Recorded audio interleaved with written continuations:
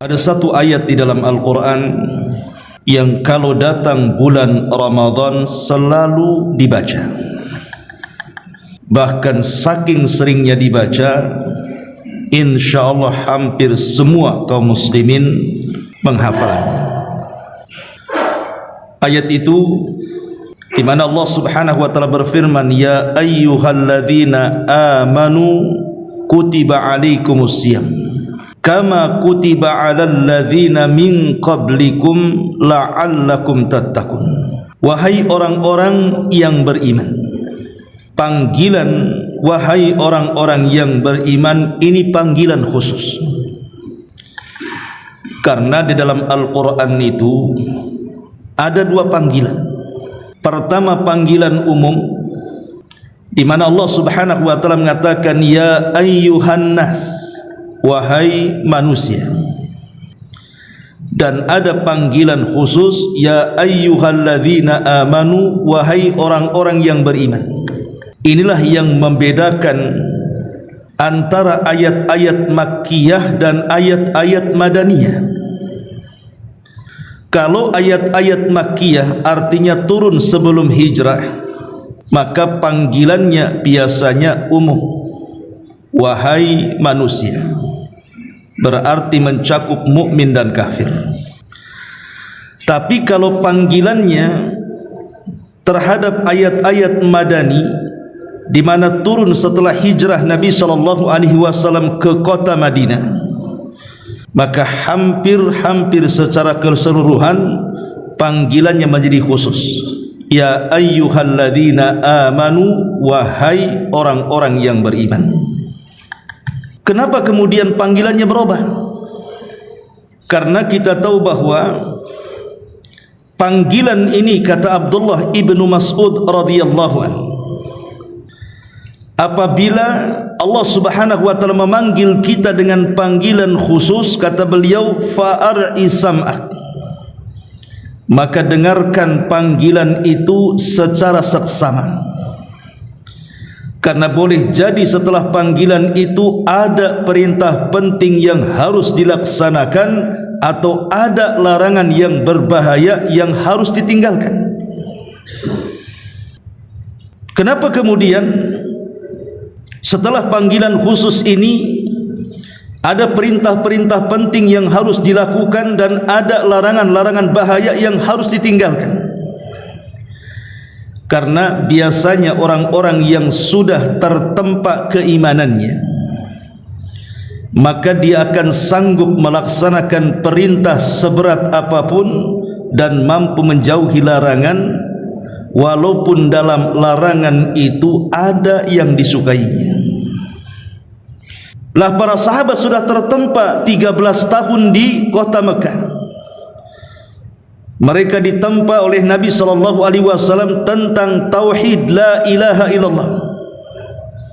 Di Mekah belum ada ibadah-ibadah yang diperintahkan, hanya menanamkan tauhid la ilaha illallah saja selama 13 tahun.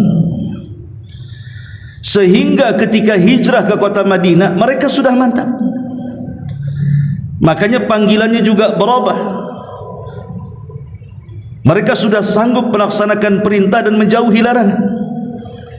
Lah salah satu perintah yang diperintahkan di dalam ayat ini, di mana Allah Subhanahu wa taala melanjutkan setelahnya, kutiba alaikumusiyam kama kutiba alal ladzina min qablikum. Diwajibkan atas kalian puasa sebagaimana puasa ini juga diwajibkan kepada umat sebelum kalian. Puasa ini amalan berat, karena banyak rintangan dan halangan bagi orang-orang yang melaksanakannya. Dia harus menahan lapar, dia harus menahan haus, bahkan dia harus meninggalkan syahwatnya dari terbit fajar sampai tenggelam matahari. Tetapi perintah ini pasti mampu dilakukan orang-orang yang beriman, karena tidak ada ceritanya orang puasa mati. Pernah dengar ada orang puasa mati karena lapar? Tidak. Pernah dengar ada orang puasa mati kehausan? Tidak. Karena perintah Allah itu disesuaikan dengan kadar kesanggupan manusia. dan orang yang beriman sanggup melaksanakannya. Lah kewajiban puasa ini bukan terhadap umat Islam saja, tapi umat-umat sebelum Islam pun diwajibkan kepada mereka puasa, cuman caranya yang berbeda. Contoh umpamanya Nabi SAW mengatakan farqu ma baina siyamina wa siyami ahlil kitab akalatas sahur.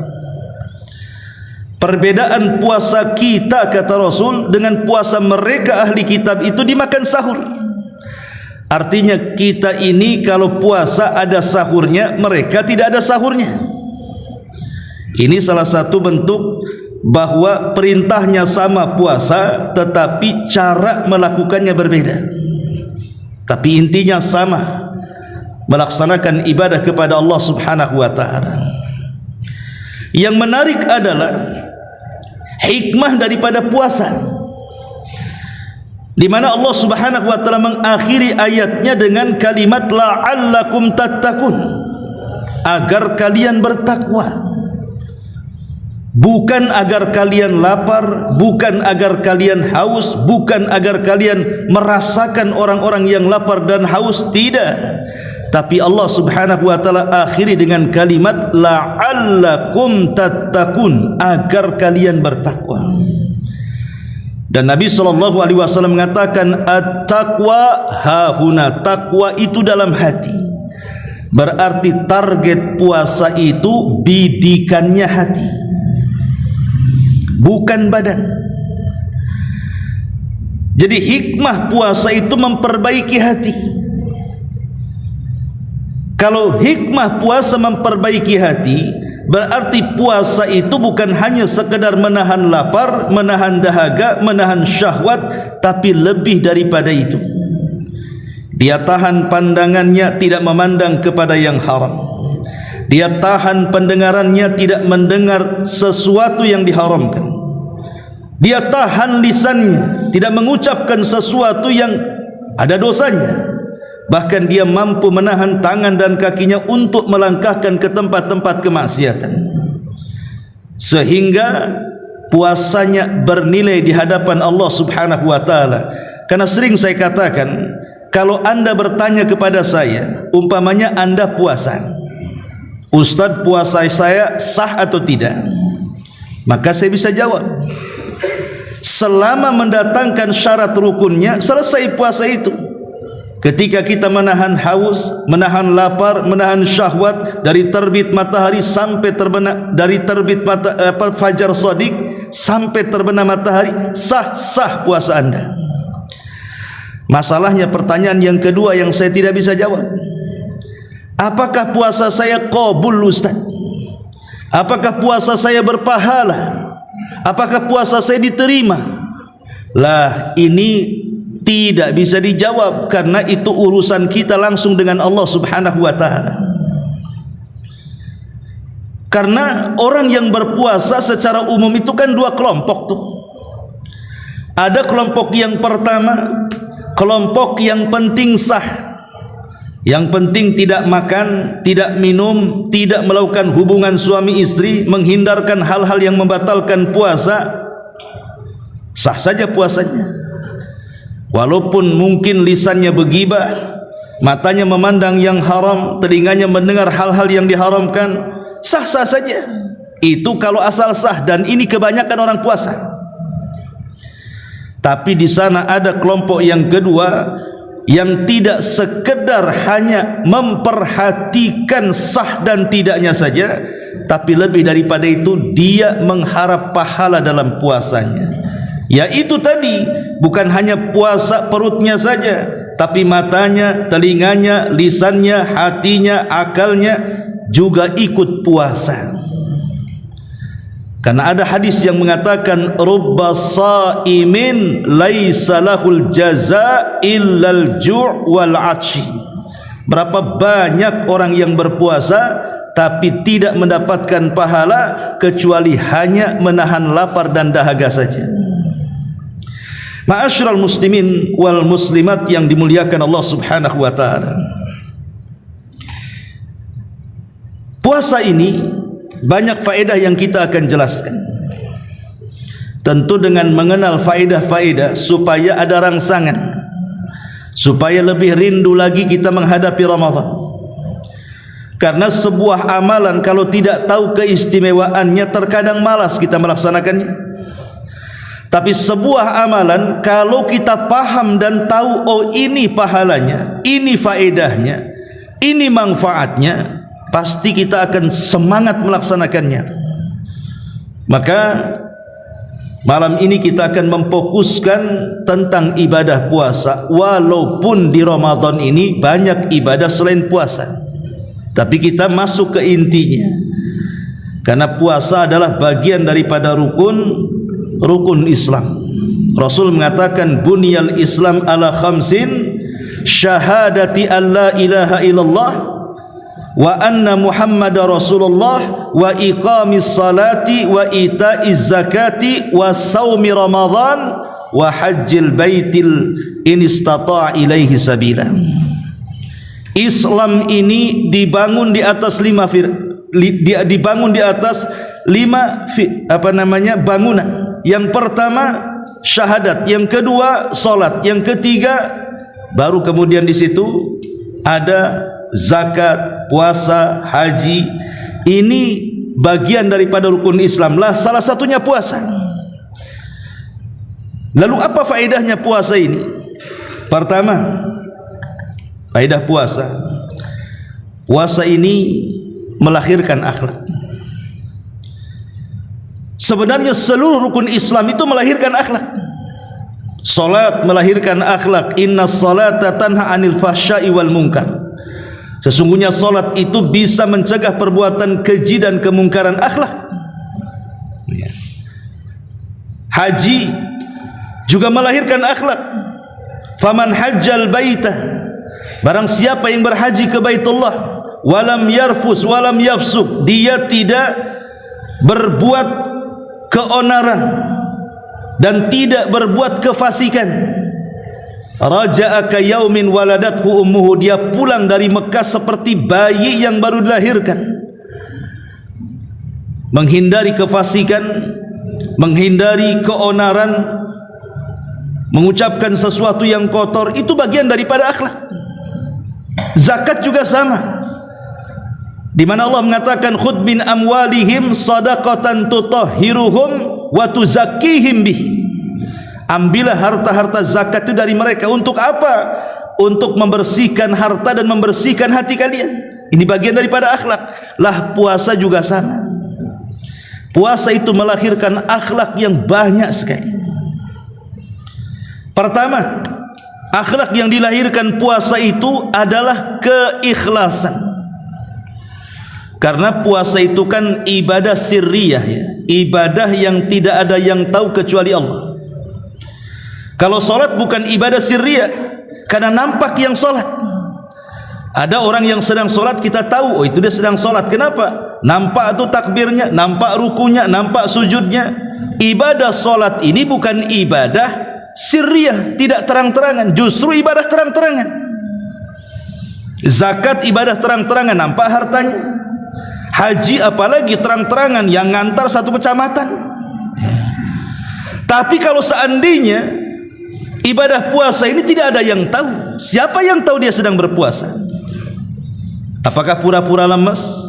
Nampak dia puasa? Enggak bisa juga. Apakah pura-pura meludah? Dianggap puasa? Enggak, boleh jadi sedang sariawat. Apakah kemudian pura-pura bibirnya dilap biar kering? Tidak juga, jangan-jangan lagi padas dalam. Ibadah puasa itu tidak bisa dideteksi kecuali kalau orangnya ngomong, "Afan, saya lagi puasa." Walaupun bisa dipercaya, bisa tidak. Ah, dia itu suka bohong, katanya puasa, totalnya makan. Jadi puasa itu tidak bisa dideteksi. Itu urusan kita dengan Allah Subhanahu wa ta'ala. Makanya puasa itu tidak bisa dinilai, keikhlasannya pun tidak bisa dinilai. Kalau solat papanya kan, kita bisa menilai, ada solat si anu tuh khusyuk sekali Ustaz. Kenapa? Mantap tuh solatnya, lama, iya kan? Oh si anu itu zakatnya berani, sedekahnya apa, nominalnya besar. Oh si anu itu hajinya mantap, kenapa? Dulu dia itu pemabok, sekarang sudah sadar tuh. Tapi kalau puasa macam mana menilainya coba? Tidak bisa dinilai puasa itu. Makanya sebagaimana puasa itu sifatnya ibadah sirriyah, tidak ada yang tahu kecuali dia dengan Allah, lahirlah keikhlasan, makanya pahalanya juga disembunyikan.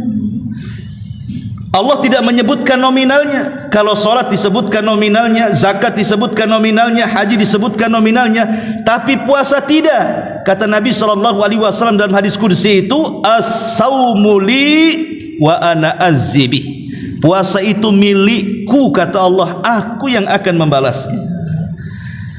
Kenapa tidak ditampakkan pahala puasa, justru dirahasiakan? Karena puasa sendiri ibadah rahasia, maka pahalanya juga rahasia. Hanya Allah saja yang tahu dengan orang yang berpuasa. Di sini lahir keikhlasan. Ya. Ma'asyiral muslimin yang dimuliakan Allah Subhanahu wa taala. Dan ikhlas itu kan amalan hati yang paling utama. Dari seluruh amalan hati yang paling utama, ikhlaslah peringkat pertama. Tapi masalahnya, ikhlas inilah yang selalu digoyang-goyang setan supaya orang yang beribadah itu tidak ikhlas. Makanya Imam Ghazali sampai mengatakan, an-nasu mauta illal alimun, wal alimuna niyamun illal amilun, wal amiluna mughtarrun illal mukhlisun. Hakikatnya manusia itu mati kecuali orang-orang yang punya pengetahuan atau orang alim. Tetapi orang alim juga bisa tidur kalau dia tidak mengamalkan ilmunya. Lah orang yang mengamalkan ilmu terkadang tertipu, dia bangga dengan amalannya, kecuali orang-orang yang ikhlas. Lihat di sini kata Imam Ghazali, manusia itu mati kecuali dia punya ilmu. Tapi orang yang berilmu bisa tidur kalau dia tidak mengamalkan ilmunya. Orang yang mengamalkan ilmunya bisa tertipu kalau tidak ikhlas. Berarti kita tahu bahwa ikhlas itu menghidupkan manusia. Jasad tanpa ikhlas seperti bangkai, begitu istilahnya. Makanya ikhlas itu penting. Kalau seandainya dalam badan kita ini ada namanya jasad, ada namanya ruh, maka amal itu jasadnya, ruh itu ikhlasnya. Kalau jasad tanpa ruh, mati dia. Sama dengan amal tanpa ikhlas, percuma dia. Makanya kenapa kemudian amalan batin ini terkadang lebih mulia dibandingkan amalan zahir, amalan jasad. Tetapi masalahnya terkadang banyak penyakit-penyakit yang berusaha untuk merusak amalan batin ini. Tapi manusia kebanyakan memperhatikan penyakit zahir, tapi tidak pernah kemudian memperhatikan penyakit batin. Penyakit zahir ini anehnya, kalau orang punya penyakit nih, seandainya jasad kita penuh dengan penyakit, terkadang manusia tidak tahu. Nampak pamannya sehat badannya, rupanya punya kanker. Nampak badannya sehat, rupanya punya tumor. Nampak badan sehat, rupanya asam uratnya tinggi, darah tingginya muncak. Jadi penyakit zahir itu terkadang orang tidak tahu. Tapi penyakit batin terkadang mudah dideteksi. Orang sombong bisa saja, si sombong si anu tuh katanya. Nampak kan gitu. Padahal itu penyakit hati kan sombong itu. Tapi orang bisa nilai itu.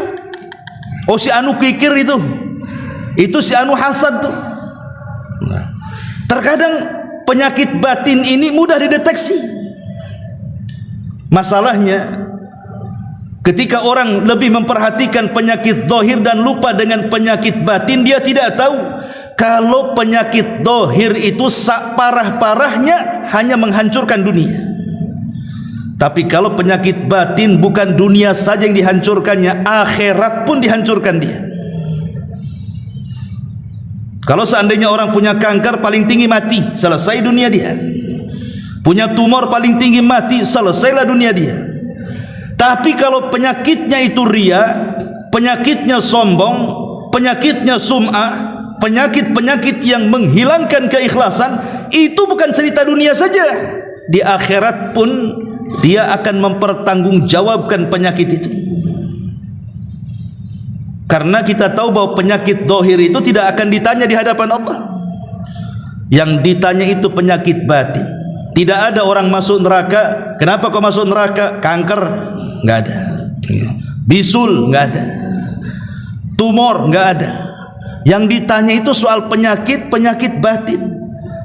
Karena sombong, karena hasad, karena dengki, iri hati, dan begitu seterusnya. Maka dari sini puasa itu melahirkan keikhlasan, karena puasa itu sifatnya ibadah sirriyah. Tidak ada yang tahu kecuali dia dengan Allah. Makanya dahulu ada ulama salaf, dia puasa selama 40 tahun, keluarganya enggak tahu. Jadi dia kalau pergi ke pekerjaannya, dia membawa sarapan, dia tidak makan di rumah. Kemudian setelah di tengah jalan dia sedekahkan tuh sarapannya.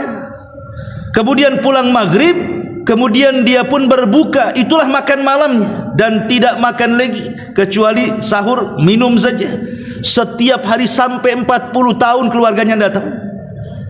Ya, karena ibadah puasa itu sirriyah sifatnya. Tidak ada yang tahu kecuali si pelaku dengan Allah Subhanahu wa taala. Lahirlah keikhlasan. Yang kedua, puasa ini melahirkan akhlak sabar.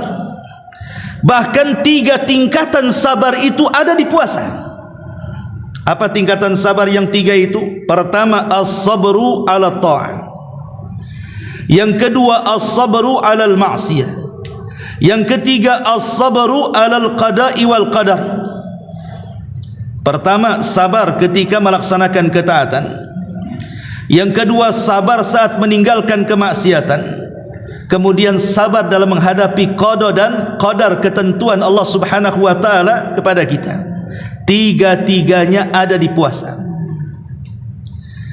Pertama, sabar dalam melaksanakan ketaatan. Bagaimanapun orang itu lapar, bagaimanapun orang itu haus, mungkin dengan istilah lapar melilit perut, haus mencekik leher, kalau belum waktunya maghrib, tidak bisa kemudian kita makan dan minum. Harus sabar, karena itu perintah Allah. Tidak boleh kemudian saya tidak tahan, tidak bisa. Harus sabar. Anda sedang melaksanakan ketaatan kepada Allah, tunggu maghrib baru makan, baru minum. Ini sabar yang pertama, dan ini yang paling tinggi. Kemudian yang kedua, sabar saat meninggalkan maksiat. Sabar dalam meninggalkan maksiat. Jangan sampai ketika kita sedang berpuasa, kemudian mata kita memandang yang haram, telinga kita mendengar yang haram, lisan kita pula mengucapkan hal-hal yang diharamkan. Karena itu bisa menggugurkan pahala. Percuma puasanya jadinya. Lapar, haus, tapi nggak dapat apa-apa jadinya kan. Dia harus sabar ya, supaya dapat pahala. Kemudian juga sabar di dalam menghadapi takdir. Yang namanya tak makan lapar itu sudah takdir. Yang namanya tak minum haus itu sudah takdir. Tapi kita tetap sabar dengan takdir ini. Bayangkan 3 kesabaran terkumpul dalam puasa. Makanya kalau ini bisa kita lakukan dalam ibadah puasa, kita akan mendapatkan pahala tanpa batas. Innama yuwaffas sabiruna ajrahum bighairi hisab. Sesungguhnya Allah Subhanahu wa taala akan membalas orang-orang yang sabar itu tanpa batas. Karena puasa terkandung melahirkan akhlak sabar. Dan sabar di zaman sekarang ini subhanallah sangat dihajatkan, terutama di tengah-tengah masyarakat kita kan, yang sulit mencari ekonomi, sulit mencari pekerjaan ya. Kalau kita tidak sabar, terkadang cari jalan pintas, akhirnya merampok, akhirnya menipu, akhirnya berdusta, mengambil hak orang lain, korupsi, dan yang semacamnya. Akibat tidak sabar jatuh kepada maksiat. Makanya puasa itu melatih kesabaran sehingga melahirkan orang-orang yang bertakwa kepada Allah, takut akan maksiat kepada Allah Subhanahu wa taala. Kemudian yang ketiga, lahirlah akhlak istiqomah. Orang puasa itu kan harus istiqomah. Kalau tidak istiqomah dia akan batal. Orang kalau tidak istiqomah dalam puasa, belum waktunya sudah buka, batal puasanya. Makanya melahirkan akhlak istiqomah, lahir di situ kedisiplinan, lahir di situ tanggung jawab, lahir di situ kejujuran. Akhirnya lahirlah manusia-manusia yang baik. Itu kalau kita lebih dalam memperdalami tentang akhlak yang lahir dari puasa. Ini yang pertama, bahwa puasa itu melahirkan akhlak. Yang kedua, kita tahu bahwa puasa ini ibadah yang disandarkan kepada Allah. Secara kaidah bahwa ibadah yang disandarkan kepada Allah itu memiliki keutamaan. Contoh Mekah, di situ ada Ka'bah. Kita sebut Ka'bah dengan apa? Baitullah, rumah Allah.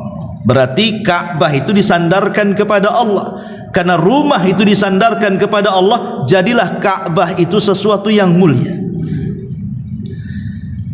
Kemudian mukjizat Nabi Saleh, unta. Allah katakan naqatullahi, untanya Allah. Unta banyak, tapi kenapa untanya Nabi Saleh lebih mulia dan dijadikan mukjizat? Karena unta Nabi Saleh itu disandarkan kepada Allah, maka dia jadi mulia. Jadi mukjizatnya seorang nabi yang mulia, Nabiullah Saleh alaihi salam. Begitu juga puasa. Ibadah puasa ini ibadah yang disandarkan kepada Allah. Kata Nabi sallallahu alaihi wasallam, kullu amal ibni adam lahu illa siyam fa innahu li wa ana azzibi. Setiap amalan anak Adam diserahkan kepada dirinya kecuali puasa. Puasa itu untukku, kata Allah. Lihat, puasa itu untukku, artinya puasa itu disandarkan kepada Allah. Aku yang akan membalasnya. Lah ketika ibadah puasa itu disandarkan kepada Allah, makanya ibadah ini memiliki kemuliaan yang luar biasa. Bahkan faedahnya bukan hanya di dunia, sampai kepada akhirat.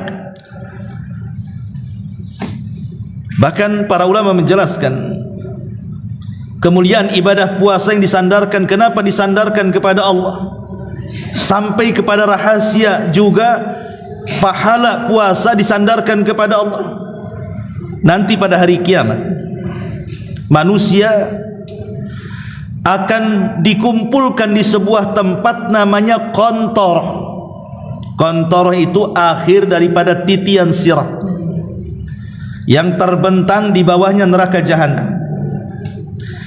Di qantarah inilah sebenarnya sudah dekat ke pintu-pintu surga tuh. Tapi tiba-tiba kemudian ketika ada seseorang melangkahkan kakinya menuju pintu surga, dihadang dia.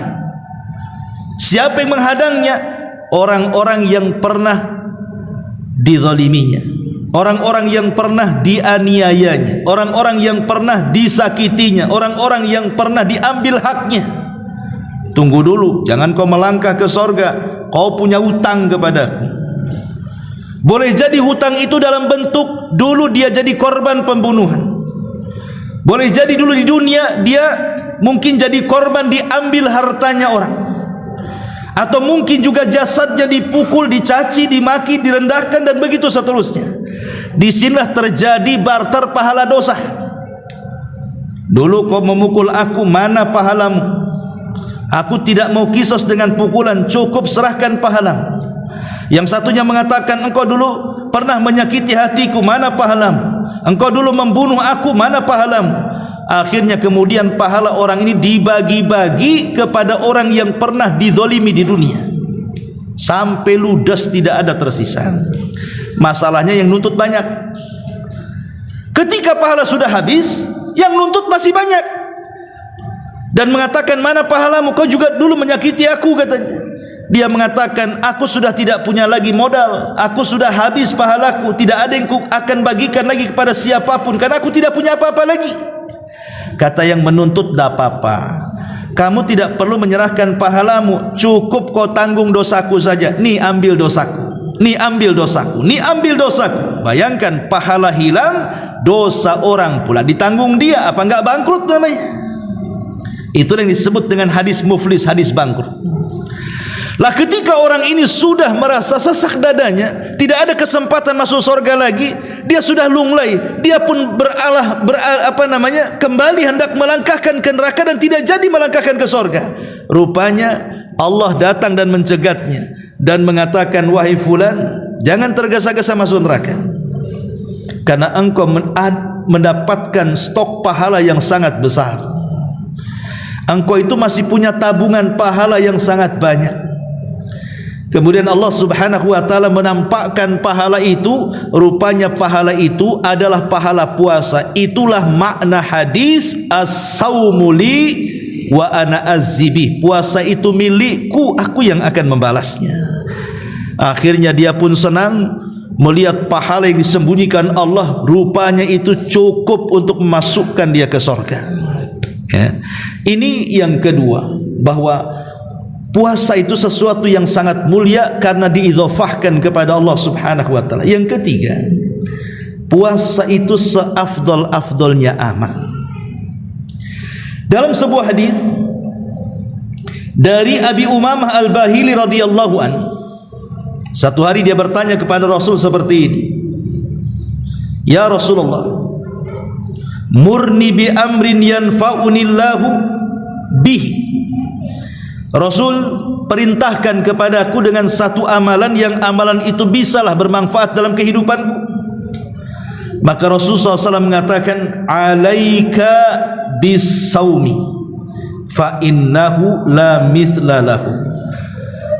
Berpuasalah, karena ibadah puasa itu tidak ada yang menandingi pahalanya. Lihat bagaimana Nabi SAW menasihati Abi Umamah Al-Bahili ketika dia mengatakan, ya Rasulullah, perintahkan kepadaku satu amalan yang bisa bermanfaat bagi hidupku. Maka Rasul mengatakan, alaika bisawm, banyak-banyak melakukan puasa engkau, karena puasa itu ibadah yang tidak bisa tertandingi. Dari sini kita tahu bahwa puasa itu amalan yang paling afdal. Kemudian yang keempat, bahwa puasa ini sebagai kafarah bagi kesalahan-kesalahan kita dan dosa-dosa kita.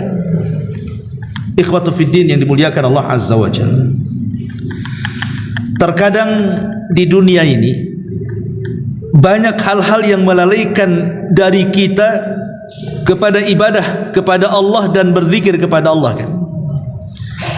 Boleh jadi yang melalaikan itu karena hartanya. Dulu sebelum punya harta banyak masih rajin ke masjid, rajin ke majelis ilmu. Tapi setelah diuji dengan banyak harta, mulai dia meninggalkan masjid, mulai dia meninggalkan majelis ilmu, mulai dia terlalaikan dengan ibadah. Atau terkadang hal-hal yang melalaikan ibadah itu karena anak-anak. Kesibukan kemudian mengurus anak-anak, lalai dia ibadah. Berpikir macam mana anak ini supaya jadi anak, ya tetap anak, maksudnya supaya jadi orang. Akhirnya mati-matian dia cari dunia supaya anaknya sukses, lupa dia kewajibannya kepada Allah, saking sibuknya mengurus anak. Atau boleh jadi orang itu dilalaikan karena keluarganya, karena istrinya, karena kerabatnya, karena orang tuanya, atau hal-hal banyaklah yang terkadang melalaikan kita ini dari mengingat Allah, entah karena perniagaan kita, perdagangan kita, dan begitu seterusnya.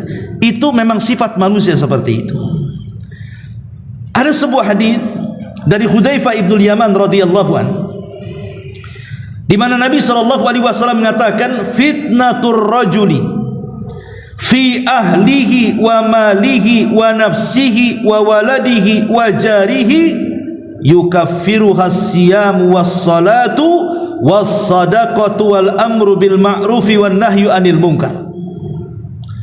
Fitnahnya seseorang terhadap keluarganya, terhadap hartanya, terhadap dirinya, terhadap anaknya, terhadap tetangganya. Maksudnya apa? Fitnahnya seseorang kepada keluarganya, maksudnya gara-gara keluarga melalaikan kita dari ibadah. Kemudian yang kedua, karena hartanya, gara-gara harta terlalaikan kita dari ibadah.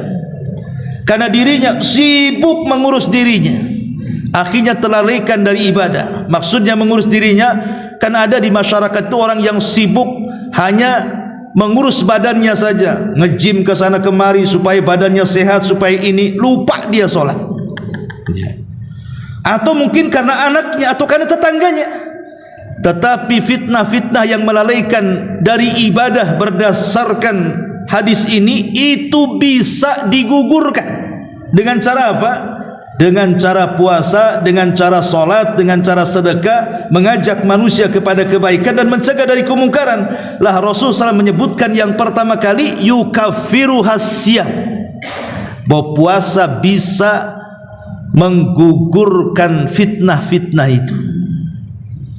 Nah, ini keutamaan puasa, ya, bisa menggugurkan dosa dan juga bisa menghilangkan hal-hal yang kemudian merupakan kesalahan kita kepada Allah Azza wa Jalla. Ini juga di antara faedah puasa. Kemudian yang kelima, puasa ini akan jadi syafaat, akan jadi syafaat bagi para pelakunya. Kapan? Di akhirat lah nanti. Jadi saat manusia berada di padang mahsyar, tidak ada yang akan menyelamatkan manusia di akhirat kecuali amalannya, dan juga syafaat yang Allah izinkan untuk memberikan syafaat kepadanya, dan yang ketiga rahmat Allah yang Allah rahmati kepada hamba-hambanya. Itulah yang akan menyelamatkan manusia di akhirat, amalannya dengan syafaat atau dengan rahmat. Lah salah satu yang bisa menyelamatkan kita adalah syafaat. Lah puasa itu nanti akan menjadi pembela bagi kita di dunia. Ibu bapak yang dimuliakan Allah Azza wa Jalla, kalau kita ini terjatuh kepada sebuah kriminal, tentu kita berhajat kepada lawyer, kita berhajat kepada pengacara, minimalnya walaupun tidak terbebas, teringankanlah hukuman itu di dunia. Walaupun bayar berapapun dia bayar, bahkan mencari pengacara yang handal, yang cakap, yang pandai bicara supaya dia terloloskan dari kasusnya. Tapi di akhirat mau bayar pakai apa pengacara? Pengacaranya saja butuh pengacara, pengacaranya butuh lawyer, lawyernya butuh pengacara, karena masing-masing diadili masalahnya. Tetapi di sana ada lawyer, pengacara yang akan membela kita kelak pada hari kiamat. Siapa mereka? Itulah amalan ibadah kita. Di antaranya puasa akan menjadi pengacara kita. Dia yang akan membela kita di hadapan Allah Subhanahu wa taala. Kata Nabi sallallahu alaihi wasallam, "As-siyamu wal Qur'an yashfa'ani lil 'abdi yaumal qiyamah." Yaqulu siyam, "Rabbi inni mana'tuhu at-ta'ama wasyaraba bin nahar fasyaffi'ni fi." Kata Rasul, puasa dan Quran itu akan datang pada hari kiamat memberikan syafaat. Kemudian puasa akan datang kepada Allah dan mengatakan, "Ya Rabb, karena aku," kata puasa, "orang ini tertahan makannya, tertahan minumnya, tertahan syahwatnya, maka berikan syafaat kepada dia." Jadi lihat bagaimana puasa itu akan membela kita tuh, akan menjadi syafaat bagi kita pada hari kiamat. Makanya berbahagialah orang-orang yang suka dengan ibadah puasa ini, karena akan menyelamatkan hidupnya di akhirat. Kemudian yang keenam, dan ini tentunya yang paling kita inginkan, bahwa puasa itu sababun lidukhulil jannah, sebab terbesar masuknya kita ke surga.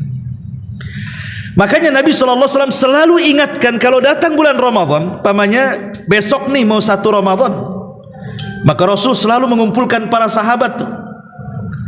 Kemudian Nabi SAW mentabsyir, menghabar gembirakan kepada mereka tentang kedatangan Ramadan.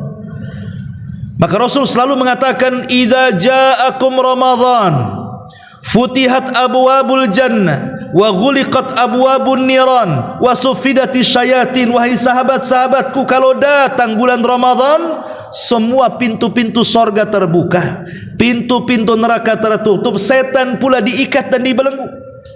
Saking bahagianya Rasul selalu mengingatkan di awal Ramadan tentang 3 perkara: pintu sorga dibuka, pintu neraka ditutup rapat, setan diikat. Tetapi lihat di sini, Nabi mengingatkan soal sorga. Dan sorga itu sebuah tempat yang sangat nikmat, tidak bisa dibayangkan kenikmatannya. A'dadtu li ibadis salihin, kata Rasul, ma la ainun ra'at wa la udhunun sami'at wa la khatara ala qalbi bashar. Kenikmatannya tidak pernah dilihat mata, kenikmatannya tidak pernah didengar telinga, bahkan terlintas dalam otak manusia untuk membayangkannya tidak bisa, saking indahnya. Walaupun terkadang Al-Quran ataupun hadis Nabi menyebutkan benda-benda yang di sorga itu ada kemiripan dengan benda-benda dunia, kata Abdullah ibn Abbas, itu hanya sekedar kemiripan nama, bukan kemiripan hakikat. Di sorga ada istana, di dunia ada istana, tapi istana sorga berbeda dengan istana dunia. Begitu juga di sorga ada khamar, ada susu, ada madu. Di dunia juga sama, tapi susu, khamar dan madu sorga tentu berbeda dengan susu, madu di dunia. Khamar di dunia sekali minum mabok, kan gitu ya, paling rendah sakit kepala. Tapi kalau di sorga justru ladzatul syaribin, sangat mengenakkan bagi para peminumnya, lezat luar biasa. Jadi kalaupun ada kemiripan nama, di sorga ada pisang, di dunia ada pisang, itu hanya sekedar nama saja, hakikatnya berbeda. Karena kenikmatannya tidak bisa ditembus mata, didengar telinga, terlintas pun tidak bisa. Itulah sorga. Lah sorga yang begitu indah itu untuk siapa? Lah salah satunya adalah untuk orang-orang yang berpuasa. Makanya sampai-sampai di sorga itu ada satu pintu namanya Royan. Pintu sorga itu ada namanya pintu Royan. Untuk apa pintu Royan itu? Khusus untuk orang-orang yang berpuasa. Tidak boleh orang-orang yang tidak puasa masuk dari pintu itu. Kata Nabi SAW, inna fil jannati baban yuqalu lahu Rayyan. Di sorga itu ada pintu namanya Rayyan. Yadkhulu minhu shaimun yaumal qiyamah, di mana orang-orang yang berpuasa akan masuk tuh dari pintu itu. La yadkhul minhu ahadun ghairahu, tidak akan masuk selain mereka. Kemudian akan datang penyeru dari pintu itu, aina shaimun, di mana orang-orang yang puasa. Aina shaimun, di mana orang-orang yang berpuasa. Fayaqumuna, maka berdirilah orang-orang yang berpuasa, la yadkhulu minhu ahad ghairahum, tidak ada satupun yang masuk dari pintu itu kecuali orang-orang yang berpuasa. Fa idza dakhala akhiruhum ughliq, kalau sudah orang yang berpuasa masuk semua, maka pintu itu akan ditutup rapat-rapat. Subhanallah. Tidak ada manusia yang berkeinginan untuk tidak masuk surga. Semua manusia ingin masuk surga. Semua manusia itu ingin masuk surga. Lah kalau ingin masuk surga, maka salah satu ibadah yang memudahkan kita masuk surga adalah dengan cara puasa. Puasa baik wajibnya ataupun sunnahnya. Ini yang nomor 6. Sebab masuk surga adalah dengan cara puasa. Kemudian yang nomor 7. Puasa ini minal a'malil lati wa'adallahu sahibaha bil maghfirati wal ajril azim. Puasa ini adalah amalan-amalan yang Allah janjikan kepada para pelakunya ampunan dan pahala yang sangat besar. Kita tahu ibu bapak yang dimuliakan Allah Azza wa Jal, ibadah vital di bulan Ramadan itu kan 3. Kalau disebut Ramadan saja pasti kita akan tertuju kepada 3 amalan. 1 puasa, 2 taraweh, 3 Lailatul Qadar. Kalau disebut Ramadan pasti ingat puasa. pasti ingat tarawih, pasti ingat Lailatul Qadar. 3 ibadah ini disebutkan dalam satu riwayat. Kata Nabi SAW, man shoma ramadhanan. Dalam riwayat yang lain, man qama ramadhanan. Dalam riwayat yang lain, man qama lailata qadrin imanan wahtisaban ghufira lahu ma taqaddama min dhanbi. Siapa yang berpuasa Ramadan, dalam satu riwayat, siapa yang salat tarawih di bulan Ramadan, dalam satu riwayat, siapa yang menghidupkan malam Lailatul Qadar, yakin akan perintahnya, mengharap akan pahalanya, maka dosa-dosanya akan diampuni Allah. Seolah-olah kalau kita boleh katakan, berarti Ramadan itu dari pagi, siang, sore, malam sampai ke pagi lagi, itu adalah waktu-waktu ampunan. Karena siang puasa kan di siang hari itu, sementara sholat malam di malam hari, ya. Dan 2 ibadah atau 3 ibadah dengan menghidupkan malam Lailatul Qadar itu semuanya menghapuskan dosa. Jadi seolah-olah 24 jam setiap hari di bulan Ramadan itu, amalan-amalan tersebut bisa menggugurkan dosa. Siang dengan puasanya, malam dengan qiyam lailnya. Makanya wajar kalau seandainya Ramadan itu disebut syahrul maghfirah, bulan di mana ampunan Allah itu mudah, karena 24 jam ampunan ada di situ. Dan ini adalah salah satu keistimewaan orang yang berpuasa. Ini juga yang ke-7. Yang ke-8, bahwa orang yang berpuasa itu lis-shaimi farhatan. Orang yang berpuasa itu punya 2 kebahagiaan. Kapan 2 kebahagiaan diberi? Pertama, kata Rasul, inda fitri, saat dia berbuka. Orang yang berpuasa itu bahagia betul saat dia berbuka. Kenapa? Karena biasanya nikmat itu baru terasa kalau hilang. Orang tidak pernah merasakan nikmat memandang kalau tidak pernah buta. Orang tidak akan pernah merasakan nikmat mendengar kalau tidak pernah budak. Orang tidak bisa merasakan nikmat bicara kalau tidak pernah bisu. Sama, orang tidak akan merasakan nikmat makanan kalau dia tidak pernah lapar. Orang tidak akan mampu menikmati bagaimana rasa minuman kecuali dia pernah haus. Makanya ketika kita satu hari lapar betul, kemudian datang makanan di waktu maghrib, senang kita rasanya, bersyukur kita rasanya. Ketika satu hari kita menahan haus dahaga luar biasa, tiba-tiba dikasih minuman. Makanya lihat kalau ada orang haus, tiba-tiba di sampingnya ada orang yang minum, itu tenggorokan kita bunyi-bunyi itu, kepengen juga kan begitu. Lah itulah kebahagiaan yang sesungguhnya.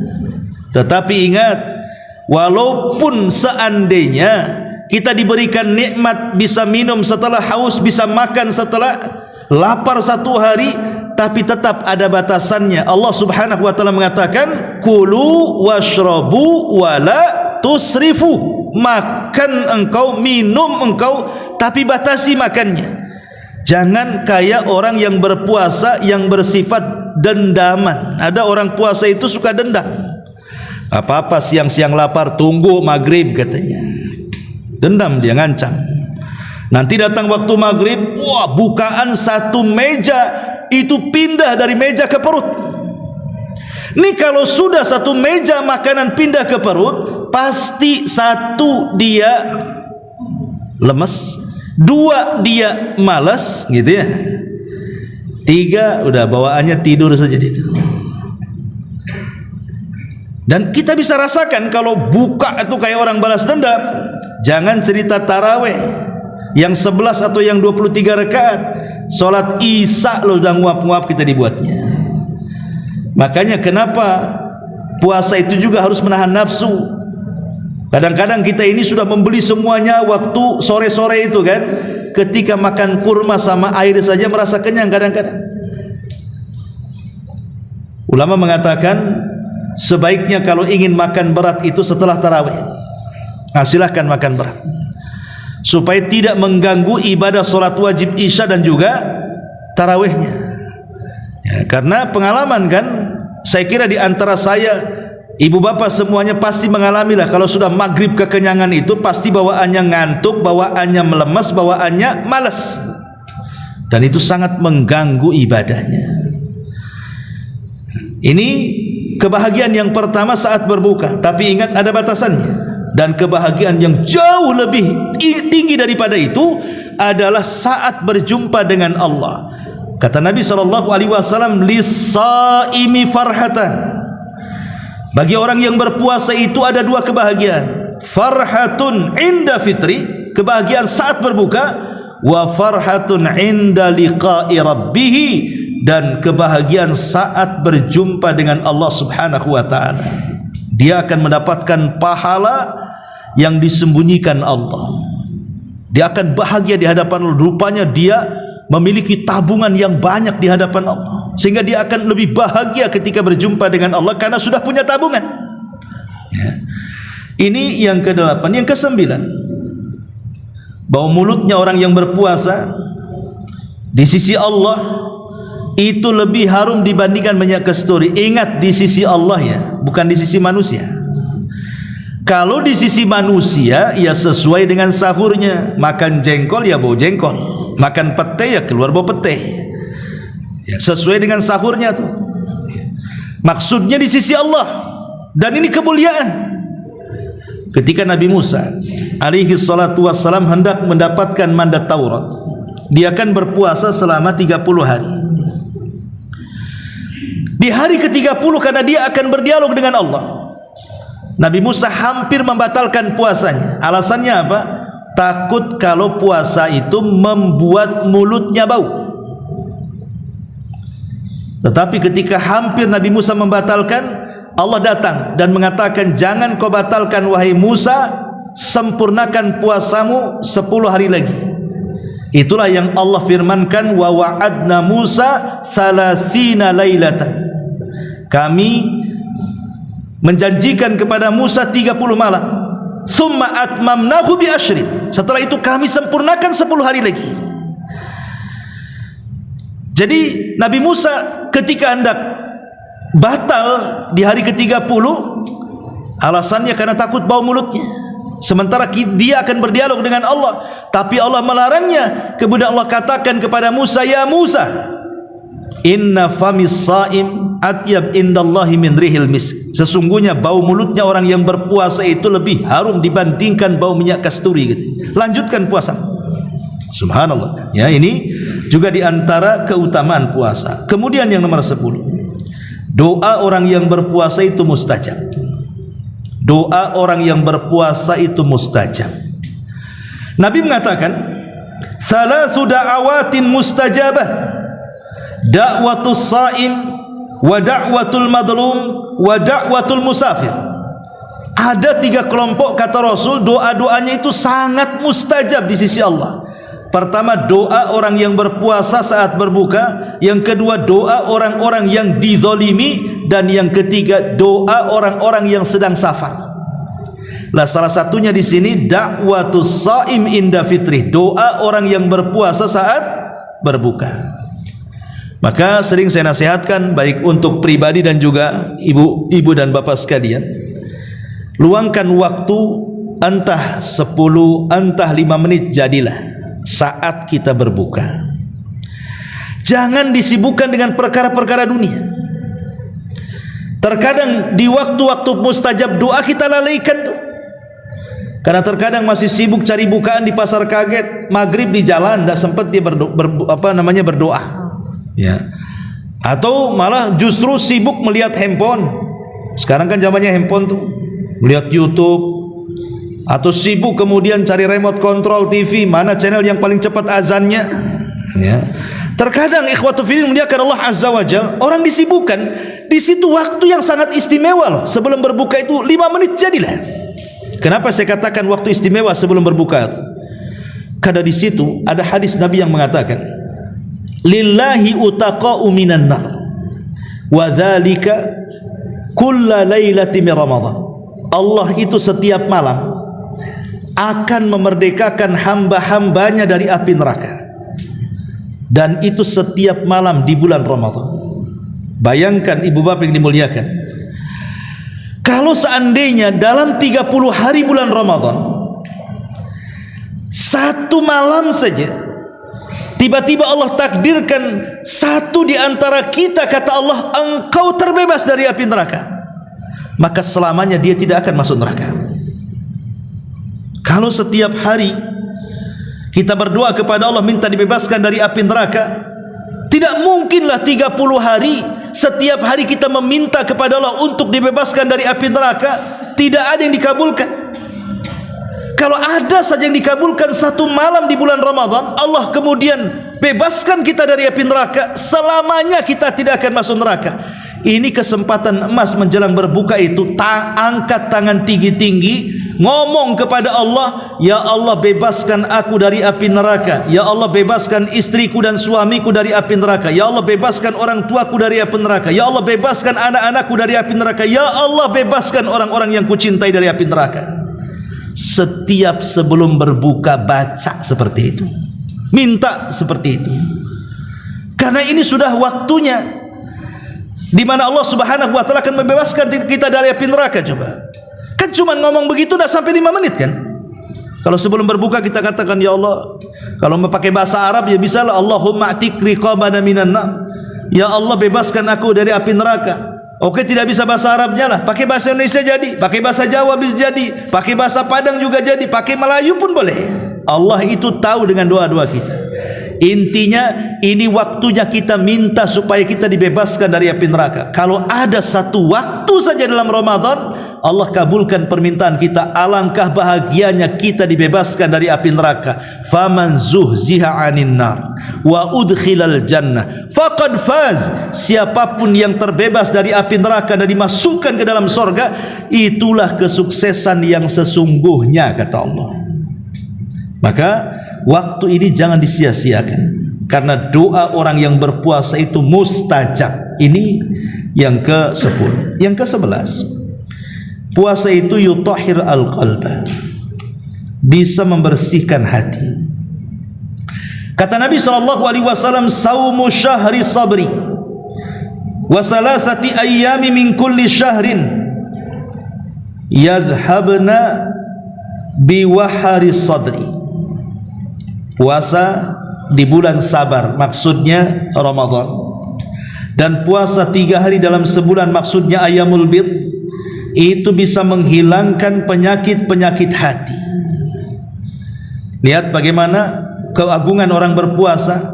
Penyakit hati bisa dihilangkan dengan puasa, karena kita tahu penyakit hati itu sumbernya 2. Pertama hawa nafsu, dan yang kedua syaitan. Dari hawa nafsu lahir syahwat, dari setan lahir subhat. Apa bedanya? Bedanya sama dengan Adam dan iblis. Adam dikeluarkan dari sorga karena penyakit syahwat. Iblis dikeluarkan dari sorga karena penyakit syubhat. Ketika Allah katakan kepada Adam, hei Adam, jangan ya kau dekat-dekat pohon larangan ini. Mendekat, makan pula dia. Makan itu urusan syahwat. Gara-gara makan buah larangan diusir Adam dari surga. Ketika Allah katakan kepada iblis, wa idh qala rabbuka lil malaikati isjudu fasajadu illa iblis aba wastakbara wa kana minal kafirin. Ketika Rabbmu berkata kepada malaikat, sujud kau wahai para malaikat, iblis ada di situ. Semua malaikat sujud, iblis pula tak mau. Maka iblis menjadi makhluk yang enggan, menjadi makhluk yang sombong, menjadi makhluk yang kafir. Allah katakan, ma mana'aka alla tasjuda idh amartuk. Iblis, kenapa kamu ini tidak mau sujud ketika aku perintahkan? Di sini syubhatnya. Ana khairum min khalaqtani min nar wa khalaqtahu min tin. Aku lebih baik ya Rabb dibandingkan si Adam yang kau suruh sujud aku kepadanya. Kau ciptakan aku dari api, kau ciptakan dia dari tanah. Itu syubhat di kepalanya si iblis itu. Dia merasa lebih baik daripada Adam. Dari segi mana lebih baiknya? Karena iblis merasa ada kemiripan dengan malaikat. Malaikat tercipta dari cahaya, dia tercipta dari api. Api dengan cahaya agak sedikit mirip. Tapi kalau tanah dengan cahaya itu kan jauh, nggak ada mirip-miripnya. Jadi dia merasa dia lebih mulia dibandingkan Adam. Walaupun logikanya kita mengatakan, heh iblis, makhluk yang tercipta dari cahaya saja sujud, kau pula makhluk yang tercipta dari api tak mau sujud, kan kurang ajar itu namanya. Kan bisa saja kita katakan seperti itu. Tetapi itulah memang Allah sudah takdirkan, iblis memang seperti itu. Lah iblis akhirnya diusir dari sorga. Karena apa? Karena otaknya error. Ya, itulah penyakit syubhat. Itulah bedanya syahwat dengan syubhat.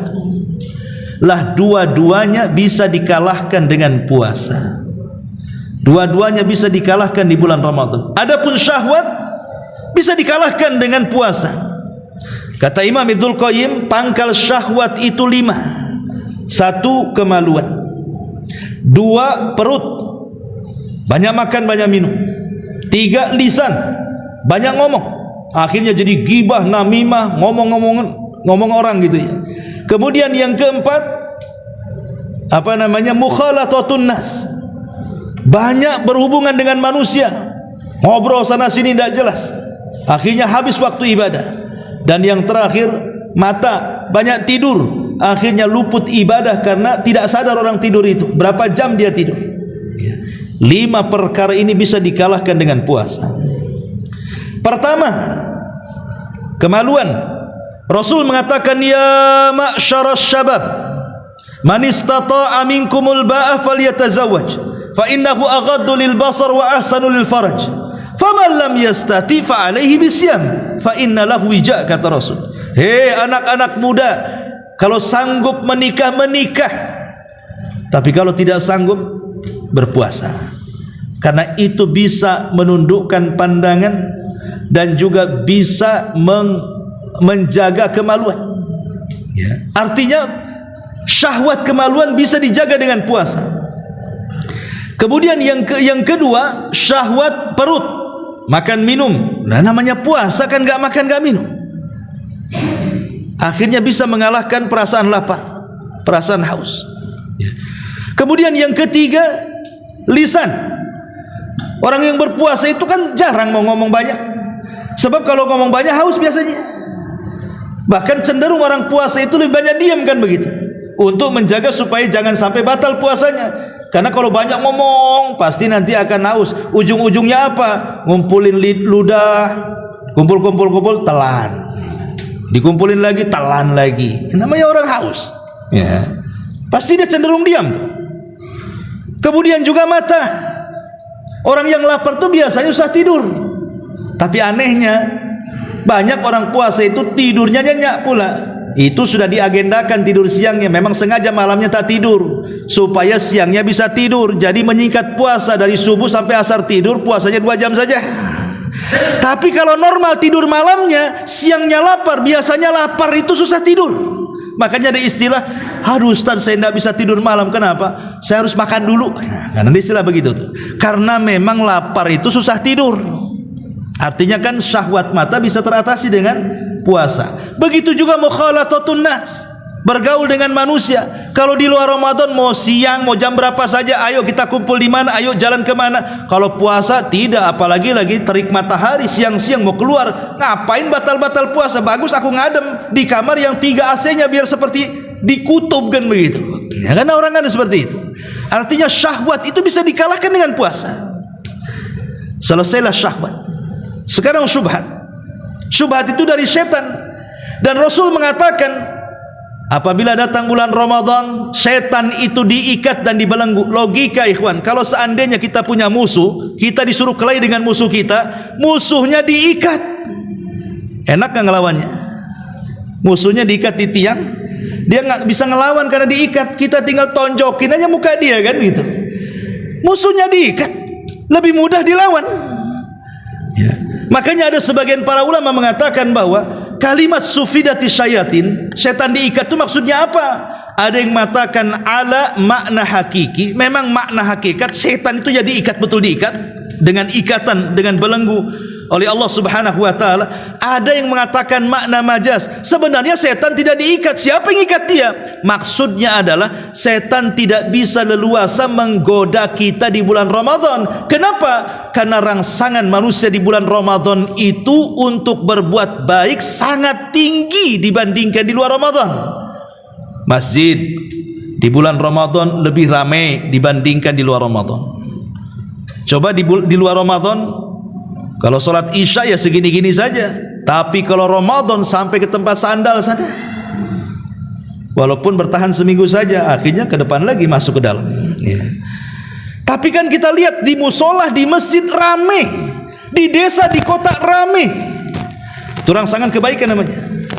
Tidak ada orang yang baca Quran lebih rame dibandingkan Ramadan. Kalau di luar Ramadan saya nggak dengar ada orang baca Quran sampai jam 9 malam. Tapi kalau datang Ramadan sampai jam 3, entah orang entah kaset, tapi yang jelas kedengaran kemana-mana ya. Bahkan orang yang sedekah ya, di bulan Ramadan lebih banyak. Kalau kita puasa Senin Kemis, puasa Ayyamul Bid, datang ke Muhajirin, saya yakin gak dapat iftar. Paling tinggi minum dari air keran sana ke tempat wudhu. Tapi kalau seandainya bulan Ramadan, bukan hanya masjid ini saja, semua masjid menyediakan. Bahkan sekarang lebih tenar lagi, ada istilah bagi-bagi takjil di pinggir jalan. Di stop kita, disuruh makan. Coba kalau di Ramadan tiba-tiba di stop, pasti lagi jualan ya. Lah di sini menunjukkan bahwa kenapa setan itu kemudian terikat di situ, karena ada rangsangan ibadah yang sangat tinggi dari kaum muslimin, di mana orang yang tobat di bulan Ramadan lebih banyak. Jangankan orang biasa, artis yang nggak pakai jilbab di bulan Ramadan tuh. Karena orang-orang yang mengerumpi, yang biasa nyebar-nyebar gosip gitu kan, berkurang di bulan Ramadan itu. Karena tadi saya katakan kalau banyak ngomong haus, akhirnya nelan ludah terus kan. Akhirnya kelompok-kelompok ngerumpi itu dah kurang tuh di bulan Ramadan. Karena rangsangan untuk meninggalkan maksiat tinggi. Disitulah setan merasa terbelenggu di situ. Ada juga yang memaknai seperti itu. Tapi yang jelas bahwa di bulan Ramadan, di antaranya keutamaannya doa-doa orang-orang yang berpuasa sangat mustajab sekali. Kemudian juga di antara faedah Ramadan, man khutima lahu bisyami yaumin, barang siapa yang diakhiri dengan puasa satu hari saja, maka dia akan dijauhkan dari api neraka. Nabi SAW mengatakan, man shoma yauman fi sabilillah ba'adallahu wajahu anin nari sab'ina kharifan. Siapa yang puasa satu hari saja karena Allah, bukan karena yang lainnya, maka dia akan dihindarkan wajahnya dari api neraka sepanjang perjalanan 70 tahun. Kalau kita berjalan pakai mobil, pakai motor 70 tahun, kira-kira nyampe mana? Udah berapa kali ngelingi bumi itu? Sejauh itulah neraka dari wajah kita. Itu satu hari, dan hadis ini bicara puasa sunnah. Kalau puasa sunnah saja sebesar itu pahalanya, macam mana pula puasa Ramadan yang merupakan kewajiban? Tentu lebih besar lagi pahalanya. Kemudian selanjutnya juga orang-orang yang berpuasa akan diberikan kamar-kamar indah dari kaca di sorga. Di sorga itu ada kamar-kamar kaca, itu letaknya di atas. Dari kamar itu yura zahiruha batinuha wa batinuha zahiruha, di mana orang yang di dalam mampu melihat ke luar, orang-orang luar mampu melihat ke dalam. Itulah istilah dengan kamar kaca. Itu letaknya di ketinggian. Cemana naiknya Ustaz? Kalau dia di atas pula. Tak perlu heran, di sorga itu semua orang bisa terbang. Kenapa bisa terbang? Karena tidak ada gravitasi bumi. Di bumi ini kita tidak bisa terbang karena ada gravitasi. Tapi kalau di sorga kan sudah tidak ada bumi, tidak ada hubungan kita dengan bumi, sehingga kita bisa terbang. Jadi Superman semuanya di sorga. Jadi Allah menyediakan satu kamar di atas itu, dan itu tahu dengan tabiat manusia kan. Di dunia saja, kenapa villa-villa di puncak itu begitu mahal, padahal sebenarnya kalau bangun rumah seperti itu tidak seberapa biayanya. Sebenarnya bukan harga bangunannya, tapi harga view-nya, harga pemandangannya, sehingga menjadi mahal. Allah tahu kesenangan manusia seperti itu. Makanya orang itu cenderung kalau buat rumah itu pengen tingkat 2, tingkat 3, tingkat 4 gitu. Supaya apa? Supaya bisa melihat di sekitarnya kan. Itulah kesenangan orang. Allah pun tahu. Makanya di sorga Allah buatkan tuh rumah-rumah dari kaca yang berada di atas tuh, supaya melihat pemandangan sorga kemana-mana. Lah Nabi SAW bersabda, Inna fil jannati ghorafan turadha dhuhuruha min butuniha wa butunuha min zuhuriha. Di sorga itu ada rumah-rumah kaca yang ada di atas, dilihat dari luar ke dalam, dari dalam keluar. Sahabat bertanya sambil berdiri, ya Rasulullah, liman hiya? Rasul, untuk siapa itu rumah-rumah kaca? Apakah itu untuk para nabi? Bukan. Apakah itu untuk para rasul? Bukan. Lalu untuk siapa wahai Rasul? Maka Rasul mengatakan, liman atabal kalam wa at'amat ta'am wa adama siyam wa shalla bil laili wan nasu niyam. Bagi orang yang kalau bicara santun, 1. Bagi orang yang suka memberi makan, 2. Bagi orang yang mendawamkan puasa, 3. Bagi orang-orang yang senantiasa menegakkan salat malam di saat manusia sedang tertidur lelap. Lihat di sini salah satunya adalah untuk orang yang berpuasa.